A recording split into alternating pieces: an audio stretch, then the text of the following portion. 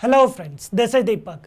आज हम लोग इंडस्ट्री के अंदर यूज होने वाला बहुत ही इंपॉर्टेंट फ्रेमवर्क स्टार्ट करते हैं, that is spring Boot. Okay, तो स्प्रिंग बूट क्या होता है, स्प्रिंग बूट को हम लोग यूज क्यों करते हैं, देन स्प्रिंग बूट के कोर प्रिंसिपल्स क्या होते हैं, एंड लास्ट में आप लोगों को स्प्रिंग बूट का यूज भी बताऊंगा। तो इस सारे टॉपिक्स आज हम लोग बहुत डीपली करने वाले हैं, क्योंकि डायरेक्टली स्प्रिंग बूट स्टार्ट करने से पहले एटलीस्ट आप लोगों को ये सारे टॉपिक्स डीपली पता होने चाहिए। ओके, तो देखो,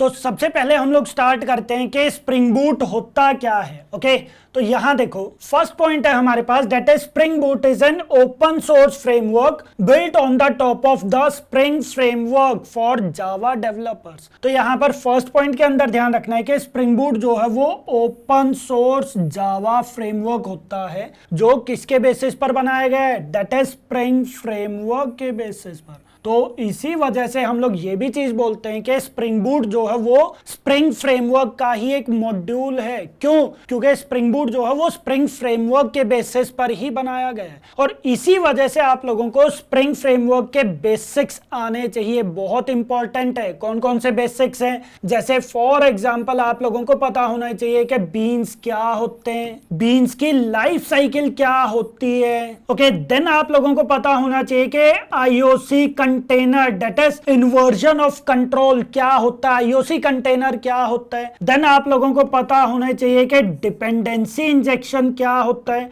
ऑटो वायरिंग क्या होता है, देन एनोटेशंस क्या होते हैं, देन कॉन्फ़िगरेशंस हम लोग किस टाइप से प्रोवाइड करते हैं। तो इस सारे के सारे जो टॉपिक्स हैं ये बेसिक टॉपिक्स हैं। एटलीस्ट आप लोगों को ये सारे बेसिक टॉपिक्स पता होने चाहिए स्प्रिंग फ्रेमवर्क के, तभी आप लोग स्प्रिंग बूट कर पाओगे। ओके, इसके अलावा आप लोगों को spring with JDBC, spring with web MVC module, ये सारी चीजें आप लोगों को पता होने चाहिए। ओके, ये बेसिक से इंपॉर्टेंट है। ये सारी चीजें मैंने आप लोगों को पहले कंप्लीट ऑलरेडी करवा दिए हैं। ओके, ठीक है। तो फर्स्ट पॉइंट हमारे पास क्या है, ध्यान रखना कि स्प्रिंग बूट जो है वो एक ओपन सोर्स जावा फ्रेमवर्क होता है, जो किसके बेसिस पर बनाया गया है, स्प्रिंग फ्रेमवर्क के बेसिस पर ही बनाया गया है। और हम लोग ये भी चीज बोलते हैं कि स्प्रिंग बूट जो है वो स्प्रिंग फ्रेमवर्क का ही एक सब मॉड्यूल होता है। ओके, ठीक है। देन सेकेंड पॉइंट हमारे पास क्या है, that is spring boot was developed by pivotal software, now the part of VMware. Spring boot जो है वो पाइवोटल सॉफ्टवेयर ने डेवलप किया था, जो अब वीएमवेयर का पार्ट है। ओके, और it was first released in 2014। That means के स्प्रिंग बूट का हुए सिर्फ 10 साल हुए हैं, ज्यादा पुराना नहीं है स्प्रिंग बूट। तो स्प्रिंग बूट जो है वो 2014 के अंदर रिलीज किया गया था। ओके, ठीक है। देन हमारे पास थर्ड पॉइंट आ जाता है, that is spring boot. Boot refers to the concept of rapidly initiating a spring application by handling all essentials setup and configurations. यहां पर बहुत इंपॉर्टेंट है कि स्प्रिंग बूट के अंदर बूट का क्या मतलब होता है। हाँ जी, बूट का क्या मतलब होता है, नॉर्मली भी अगर हम लोग बात करें, बूट का क्या मतलब होता है, दैट इज फास्ट। हाँ जी, बूट का मतलब क्या होता है, दैट इज फास्ट। तो ध्यान रखना है आप लोगों को, स्प्रिंग बूट के अंदर बूट का मतलब ही यही है कि वो स्प्रिंग की एप्लीकेशंस को फास्टली, इजीली और फास्टली डेवलप कर देता है। हाँ जी, यहां पर स्प्रिंग बूट के अंदर बूट का क्या मतलब होता है कि वो स्प्रिंग की एप्लीकेशंस को बहुत ही फास्ट डेवलप कर सकता है, और इसी वजह से स्प्रिंग बूट की मार्केट के अंदर बहुत ज्यादा डिमांड है। क्लियर है चीज? तो बूट का मतलब होता है that is rapidly initiating, that means के बहुत ही फास्ट तरीके से हम लोग स्प्रिंग एप्लीकेशंस को डेवलप कर सकते हैं। बट फास्ट क्यों डेवलप कर सकते हैं? क्योंकि जितने भी हमारे पास इंपॉर्टेंट सेटअप्स होते हैं, जितनी भी कॉन्फ़िगरेशंस होते हैं जो डिफॉल्ट हम लोगों को मैनुअली लिखनी पड़ती हैं, वो सारी के सारी स्प्रिंग बूट इंटरनली खुद से ही हैंडल कर देता है और खुद से ही प्रोवाइड कर देता है। तो ये चीज समझो, स्प्रिंग बूट फास्ट क्यों है, क्योंकि जितने भी सेटअप्स हम लोगों को करने हैं हमारे प्रोजेक्ट के अंदर, जितने भी कॉन्फ़िगरेशंस हम लोगों को प्रोवाइड करनी है, स्प्रिंग बूट ऑटोमेटिकली खुद से ही प्रोवाइड कर देता है, और इसी वजह से स्प्रिंग बूट वो ज्यादा फास्ट होता है।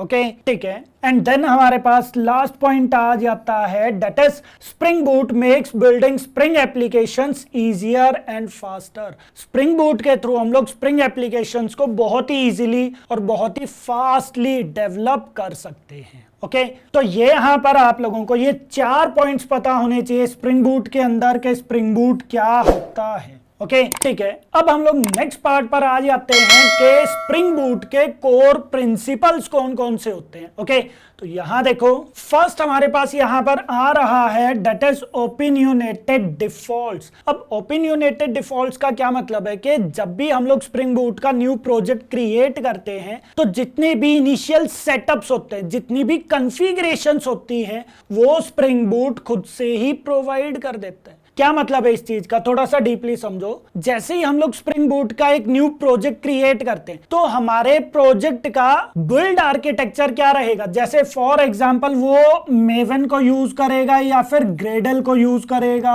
तो वो इंटरनली खुद से ही हैंडल कर देता है। देन डिपेंडेंसीज, हाँ जी, जितनी भी डिपेंडेंसीज होती हैं वो हम लोग पहले से ही सेलेक्ट कर लेते हैं। जैसे ही हम लोग न्यू प्रोजेक्ट क्रिएट करना स्टार्ट करते हैं, मैं उसी टाइम पर उसको स्पेसिफाई कर देता हूं कि मुझे किस टाइप का प्रोजेक्ट डेवलप करना है। जैसे मुझे वेब प्रोजेक्ट डेवलप करना है तो मैं उसी टाइम पर यूज कर दूंगा that is spring boot starter web dependency. तो उसको उसी टाइम पर पता चल जाएगा कि अच्छा डेवलपर को वेब एप्लीकेशन डेवलप करनी है स्प्रिंग बूट के अंदर। ओके और उससे रिलेटेड जितने भी सेटअप्स हैं, जैसे प्रोजेक्ट स्ट्रक्चर हो गया, ओके तो ये सारी चीजें वो खुद से ही प्रोवाइड कर देता है। देन कॉन्फ़िगरेशंस के लिए हम लोगों को एक फाइल वो प्रोवाइड कर देता है that is application dot properties file. मैं यहां पर लिख देता हूं that is application dot properties. तो एप्लीकेशन डॉट प्रॉपर्टीज फाइल वो खुद से प्रोवाइड कर देता है। तो ये सारी चीजें स्प्रिंग बूट खुद से ही प्रोवाइड कर देता है और इस चीज को हम लोग बोलते हैं that is opinionated defaults. Means के जो इनिशियल सेटअप होता है, जो कॉन्फ़िगरेशंस होती हैं, वो स्प्रिंग बूट खुद से ही प्रोवाइड कर देता है। ओके ठीक है। देन सेकंड हमारे पास आ जाता है that is convention over configuration. अब कन्वेंशन ओवर कॉन्फ़िगरेशन का सिंपल मीनिंग है कि स्प्रिंग बूट हम लोगों को कुछ कन्वेंशंस प्रोवाइड करता है कि भाई अगर आप लोग स्प्रिंग बूट के अंदर कोई भी प्रोजेक्ट डेवलप करने जा रहे हो तो आप लोगों को कुछ कन्वेंशंस फॉलो करनी है। जैसे अगर आप लोगों को सिंपल रेस्टफुल एपीआई क्रिएट करनी है तो आप लोगों को यूज करना पड़ेगा @REST कंट्रोलर एनोटेशन का। अगर आप लोग सर्विस लेयर पर काम कर रहे हो तो @सर्विस एनोटेशन का यूज करो।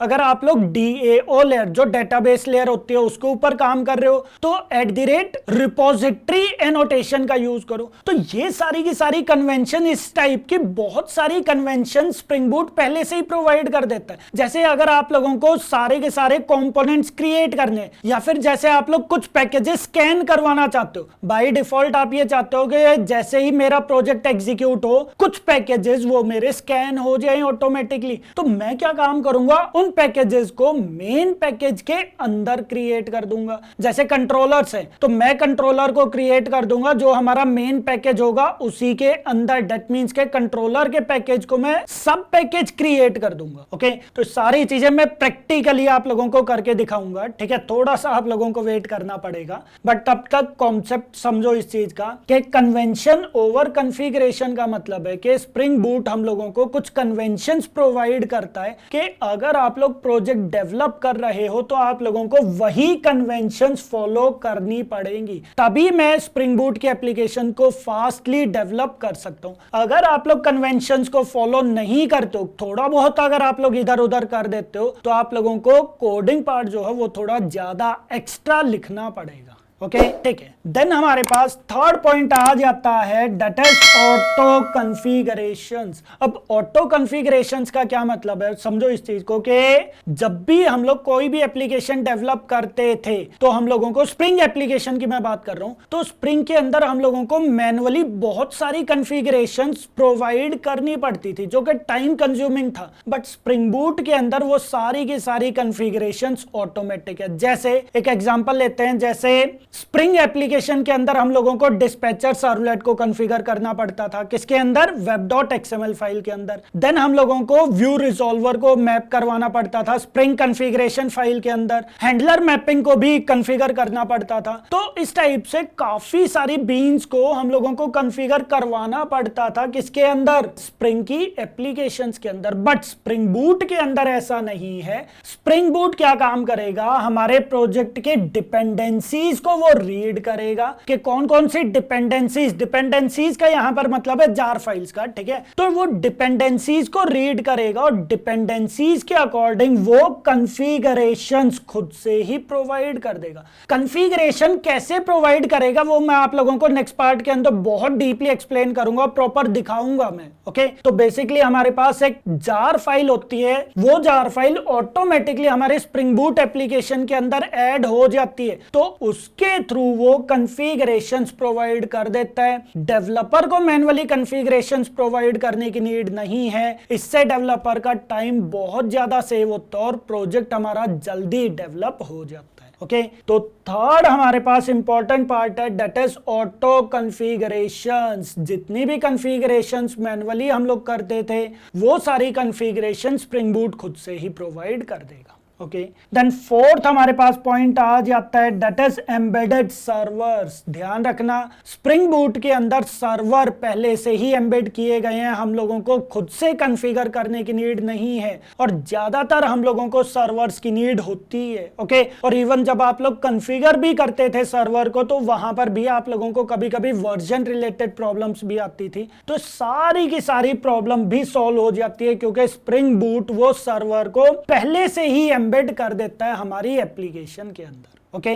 तो इस टाइप से हमारे पास और भी बहुत सारे कोर प्रिंसिपल्स होते हैं स्प्रिंग बूट के, बट ये 4 इंपॉर्टेंट पार्ट हैं। हाँ जी, ये 4 हमारे पास इंपॉर्टेंट कोर प्रिंसिपल्स हैं स्प्रिंग बूट के जो आप लोगों को याद रखने हैं, और ये सारे के सारे प्रिंसिपल्स मैं आप लोगों को प्रोजेक्ट के अंदर इंप्लीमेंट करके भी दिखाऊंगा, ओके। अभी सिर्फ कॉन्सेप्चुअली समझो, बट इनको हम लोग प्रैक्टिकली करेंगे नेक्स्ट पार्ट के अंदर, ओके, ठीक है। देन हमारे पास नेक्स्ट पार्ट आ जाता है कि स्प्रिंग बूट का हम लोग यूज कहां कहां कर सकते हैं। हाँ जी, फर्स्ट पॉइंट हमारे पास आता है कि हम लोग स्प्रिंग बूट के थ्रू वेब एप्लीकेशंस डेवलप कर सकते हैं। स्पेशली हम लोग वो एप्लीकेशंस डेवलप कर सकते हैं जो MVC डिजाइन पैटर्न को भी फॉलो करे, ओके। देन हम लोग स्प्रिंग बूट के अंदर रेस्टफुल वेब सर्विसेज क्रिएट कर सकते हैं जो रेस्ट के कंस्ट्रेंट्स को फॉलो करता है, ओके। देन हम लोग स्प्रिंग बूट के थ्रू माइक्रो सर्विसेज डेवलप कर सकते हैं। स्प्रिंग बूट के थ्रू हम लोग बैच प्रोसेसिंग कर सकते हैं, मतलब हम लोग बहुत सारा डेटा को प्रोसेस करवा सकते हैं, okay. Then next point, that is integration with other technologies. अगर आप लोगों को दूसरी कोई टेक्नोलॉजीज के साथ इंटीग्रेशन करवानी है, चाहे वो किसी भी टाइप की टेक्नोलॉजी हो, चाहे वो फ्रंट एंड टेक्नोलॉजी हो जैसे रिएक्ट, एंगुलर, या फिर वो डेटाबेस टेक्नोलॉजीज होगी जैसे मोंगोडीबी, या फिर क्लाउड वाला पार्ट हो गया, तो ये सारी चीजें हम लोग स्प्रिंग बूट के अंदर इजीली इंटीग्रेट कर सकते हैं, ओके।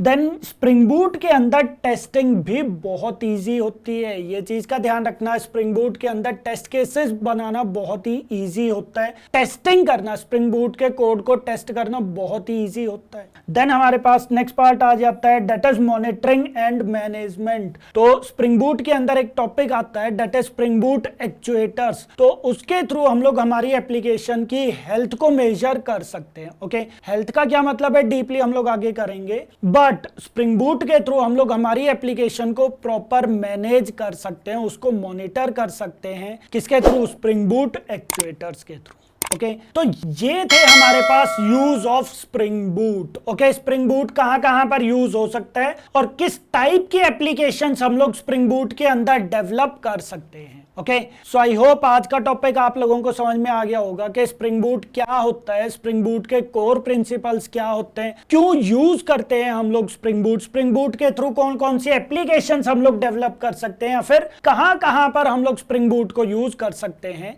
ये सारे टॉपिक्स बहुत इंपॉर्टेंट है, आप लोगों को डायरेक्टली स्प्रिंग बूट प्रैक्टिकल से पहले ये सारे टॉपिक्स पता होने चाहिए, ओके। सो इन केस अगर आप लोगों को कोई भी डाउट है स्प्रिंग बूट के आज के टॉपिक से रिलेटेड तो आप लोग कमेंट्स के अंदर पूछ सकते हो, ओके। Thank you.